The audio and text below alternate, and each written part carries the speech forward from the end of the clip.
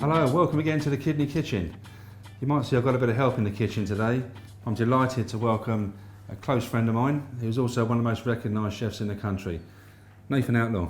How are you, Chef? How you going? Right, Thank you for coming in today to the kitchen. Thanks for inviting me into your kitchen. I guess we're not cooking rump steaks today. No, it's going to be fish. It's going to be fish today. Fish all the way. Yeah, fantastic. What are we cooking? So we're going to do a baked sea bass, and then to make it nice and simple, we're going to do some vegetables that we're just going to add a little bit of vinegar to. So it's called like a soused vegetables that you can bake the fish on top. So it really just, it's a one pan wonder. One pot, lovely. Yeah, so it's really simple and straightforward. And what's great about it, I'm using sea bass today, or we're using sea bass today, but you can use any fish. You don't have to use this fish. So whatever the budget is, how hungry you are, sure, just use a different fish. But I think for me personally, this sort of thing with the acidity that's in the dish, the nice vegetables, the paprika, the little fennel seeds, and it being bass, which is slightly oily, I think it's a good fish for this. Lovely. We can, basses can be quite an expensive fish, can't it? Yeah. But you could use salmon or haddock, something like that, could you? Salmon's a good alternative because, again, salmon's a fattier fish, which is a lovely fatty fish.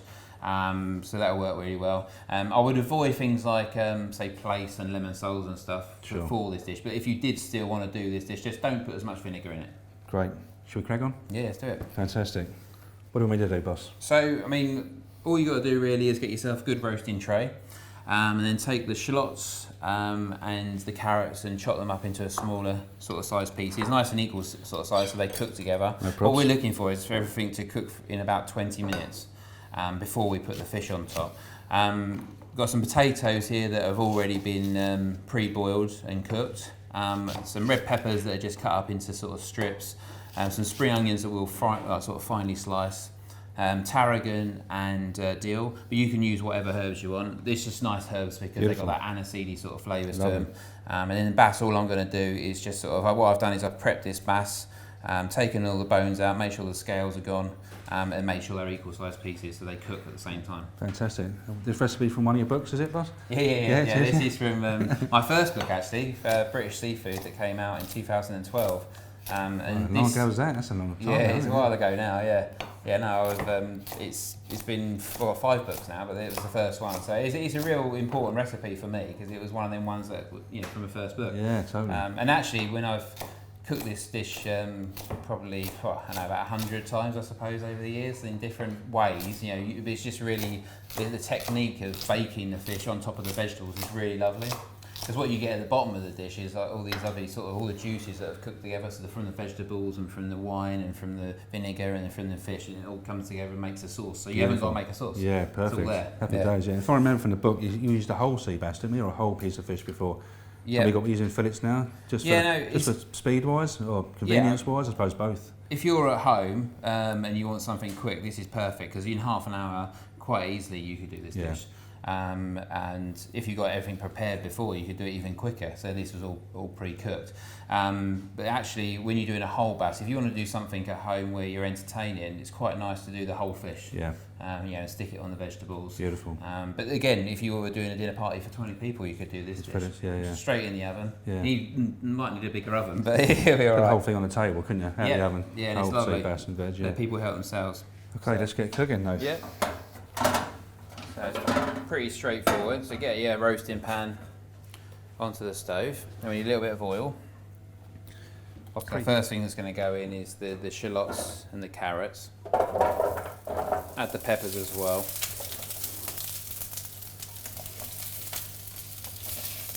Really what's nice about this dish, I think, Paul, is like you're going to get all these lovely colours as well that you get in there. And next we're going to add to some fennel seeds. I love cooking fish this way on the vegetables. It's lovely, isn't it? Yeah, I think it's a really good way of cooking, especially at home because it's all contained in one pan.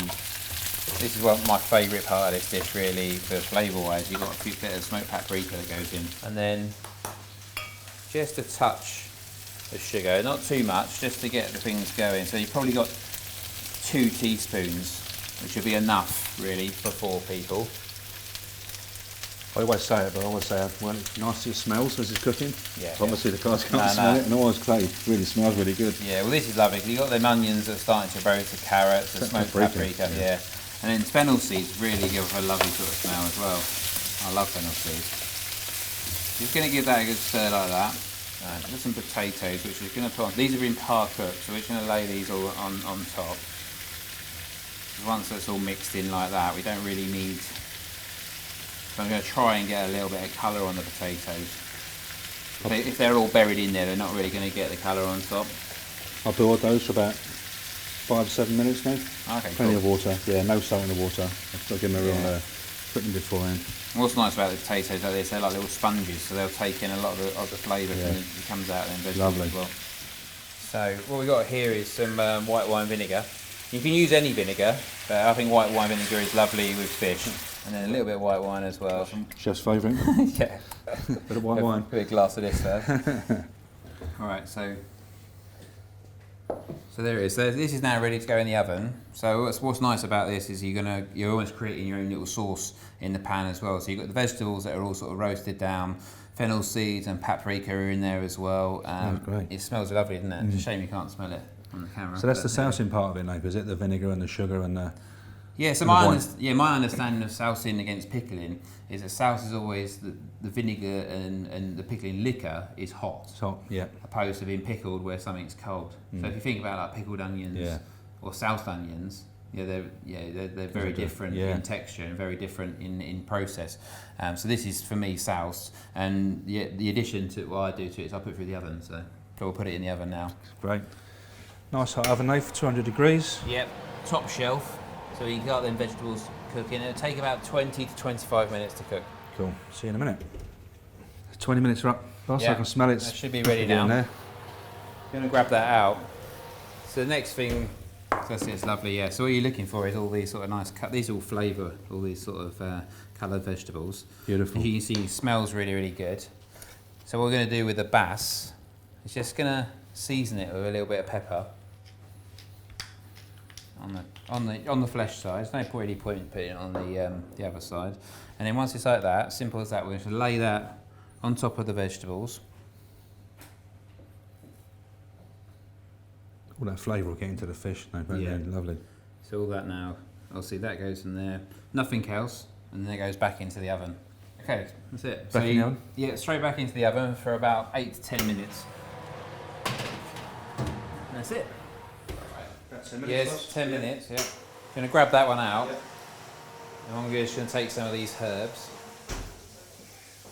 That's it, lovely. Beautiful. So what you're looking for, if you're, people just to check, is if you just lift up the fillet and you can just see at the bottom that it's cooked. You see that it's cooked there. So that's fine, it'll rest perfectly there. While that's just finishing off, you see there's like a nice bit of juice in there, which is your sauce. I'm just going to put a few of these herbs in there as well. So I've got some tarragon, which is a lovely aniseedy sort of flavour, and then some dill, which is a really good herb that complements fish. And I think this is where, if you'd had this, the green herbs at the beginning, what would happen is the vinegar would react with them and just make them look dull. So what we're looking for is to make food look exciting, and edible. Hopefully this does. Yeah. I like all the caramelised bits you got there, Yeah. Put it around the pan, that's the best bit, isn't it? Well, it's just lots of flavour on there. I mean, anything caramelised is just going to bring out the sugars, which makes it nice and sweet. So just the herbs over top. You smell that as well, the dill, the tarragon. And then just finish off the whole thing with a little bit of oil. And what that does is that the oil mixes with all them sort of cooking juices and makes your dressing, or your sauce, whatever you want to call it. What I would say is if you haven't got any fresh herbs, I would use something like one of those herb cubes that you can maybe put in at the beginning. Yeah. Dried herbs, I think will give you a woody texture, so it wouldn't be as nice. But a bit harsh, wouldn't it? Yeah, a bit raw flavour, yeah. Hopefully if you haven't got any fresh herbs, hopefully your neighbour's got some. Just pinch them out in their garden. It'll be all right. Perfect. That looks stunning, Dave. Yeah. Absolutely love it. Tell me what we got. So this is baked sea bass with soused vegetables and smoked paprika. Beautiful. Just got one thing left to do. Somebody else keeping an eye on proceedings today. All right, okay. Angeline, the dietitian here today with us. Angeline, Hello. Nathan. Hi Nathan, How you nice doing? to meet You all right? you. You ready to try a bit of this? Yeah, thank you very much for cooking this lovely dish today. I hope it works. It looks fantastic. Cool. I think it's really going to work for renal patients as well. Great piece of protein, which is lovely. I'll tell you what I've done, Angie. I've added a bit of veg as well. I've boiled some veg, plenty of water, no salt. I just thought it might be a nice accompaniment to and the I dish as noticed well. all the way through you didn't put any salt in the whole recipe. So no salt at all in No this salt one. at all in the Nothing whole added, recipe. which is what we would recommend to anybody with kidney problems. Like I was mentioning, the fish, great portion of protein, not too big, so great for anyone on a low protein diet. surprisingly, given all this veg, it still ticks the boxes for being low in potassium based on all the proportions that I put in our analysis. So perfect. Brilliant. And you can use alternative fish, Nath, could you as well for this dish? I think that this dish will be really good with like salmon because of the acidity in the dish with the vinegar and the white wine. And I would avoid things like plaice or lemon star and things like that because I think they'd just be lost in there. But yeah, anything oily. What about frozen fish? Yeah, I mean frozen fish works really well. I mean I would just be careful with frozen fish when you're buying it. You want to make sure it's from a sustainable source. That's just me talking now, the fish chef. But yeah, it is good. Frozen fish is fine. Just make sure you defrost it properly. Yeah, because defrosting things, don't run it underwater because otherwise it gets more watery. You get rid of the flavour. Put it on a nice tray in the fridge overnight. Yeah. Defrosting it. All right. Yeah. Can I plate one up? Try it yeah. out. So really, what you're looking for, what's nice about this dish is it has all the sort of sauce and everything that it's created in the bottom. Yeah, it's not loads of it because it's quite intense. Because what it's been doing whilst it's been cooking is reducing.